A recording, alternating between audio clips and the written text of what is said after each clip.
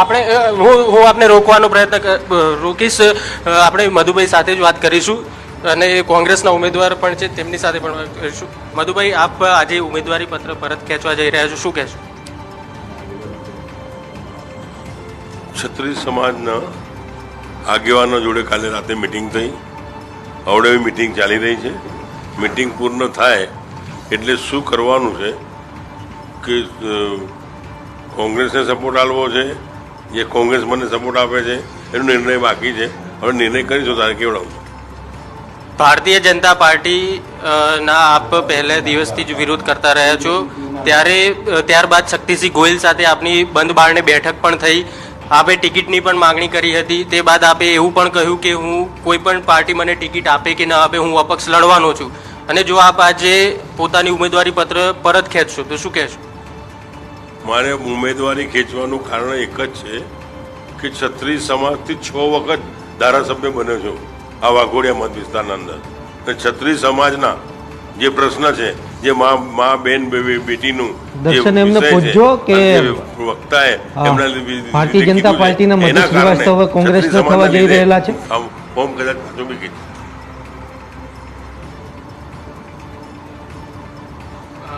ભારતીય જનતા પાર્ટીના મધુ શ્રીવાસ્તવ હવે કોંગ્રેસના થવા જઈ રહ્યા છે. કોંગ્રેસને સપોર્ટ આપવા તૈયાર છું. ક્ષત્રિય સમાજના લીધે કોંગ્રેસને સપોર્ટ આપવા તૈયાર છું.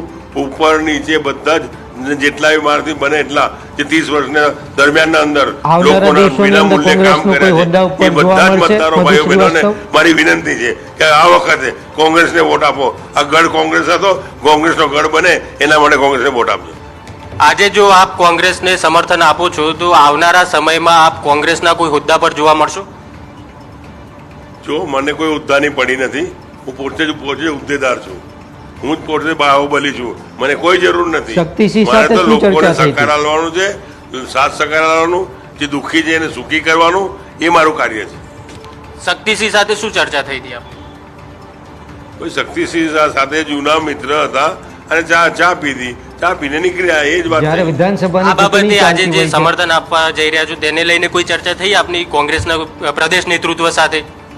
મારી કોઈના સાથે ચર્ચા નથી. મારી ચર્ચા ખાલી ક્ષત્રિય સમાજની ગુજરાતના અંદર ક્ષત્રિય સમાજની મા બહેનો માટે જે વ્યક્તિ બોલ્યા છે એનો મને વિરોધ છે અને એના કારણે ફોર્મ ખેંચીને ભાજપ વિરુદ્ધ અને કોંગ્રેસને વોટ આપવા માટે નીકળી પડે છે. ખાલી મિત્રતા જ છે કે રાજકીય ચર્ચા છે?